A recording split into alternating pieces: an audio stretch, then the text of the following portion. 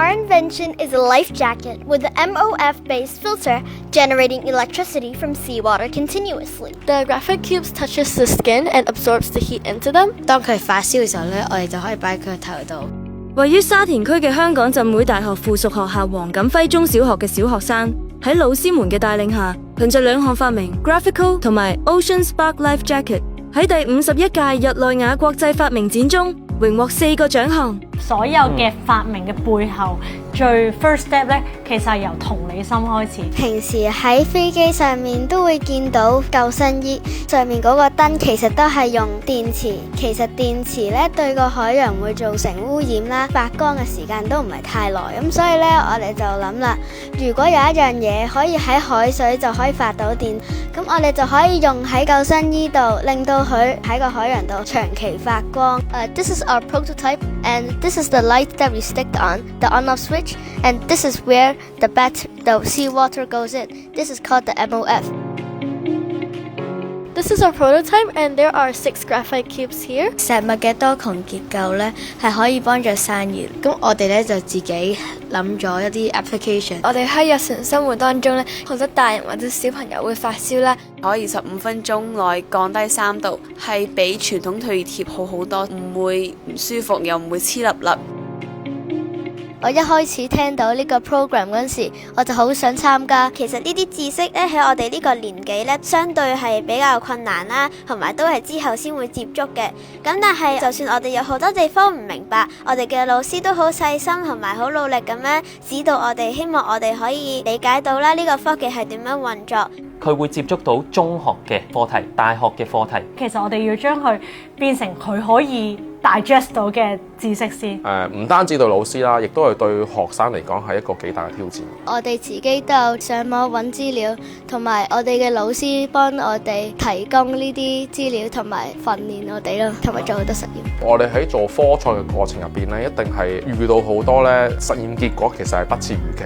我哋揀一啲替代方案或者替代物料入邊，其實呢個位已經係創新㗎啦。我諗最緊要喺個資源上面就係我哋首先要創造空間啦，讓佢哋可以帶同學仔去唔同嘅地方。出發前呢，我哋有一個環節係俾家長，放學之後咧邀請個家長嚟做佢第一個嘅 guest 嘉賓。咁見到佢哋慢慢由最初有時都要睇稿咧，到而家其實去到日內瓦，基本上第一日開始，佢哋已經唔使睇稿㗎啦。講我哋呢個 product 點介紹出嚟俾其他人啊，又可以同唔同國家嘅人去傾偈啊。多數都係法文，但係有可能係德文啊或者西班牙文咯。我哋香港嘅角色咧，本身就係聯繫住唔同嘅國家同埋地區，佢哋語言上咧要能夠2文3語溝通到啦。咁甚至咧面對法文嘅觀眾嘅時候，直情係跨越咗個語言嘅界限。我喺日內瓦呢個發明展度見到好多發明啦，咁我對於每樣都覺得好有趣。佢可以睇到嚟自世界唔同地方好多頂尖科學家嘅發明。小朋友佢每一日去 Geneva 參加 exhibition 咧，其實個時間好長嘅，係好 demanding 啦。咁所以咧，我哋會不斷咁可能去 motivate 佢哋做下唔同嘅嘗試啊。返學就有好多壓力嘅，會好唔想做功課呢啲，但係去展覽係真係喺度 present 緊，係同啲唔同嘅陌生人講嘢。我哋喺 exhibition 咧，唔係淨係喺度講解，而且我哋要行去揾人，去請人哋嚟聽我哋講解呢個嘅產品。咁我哋就係可以體驗到我哋阿爸阿媽返工嘅攰啦。佢哋面對住困難嗰種積極，甚至乎係樂觀，我會話令到我哋大人好放心，佢哋可以走更加遠嘅路。我覺得可以參加國際比賽，好自豪啦！唔單止係可以攞到一個獎啦，更加其實係可以轉咗自己嘅 personality， 做一個更加有自信嘅人。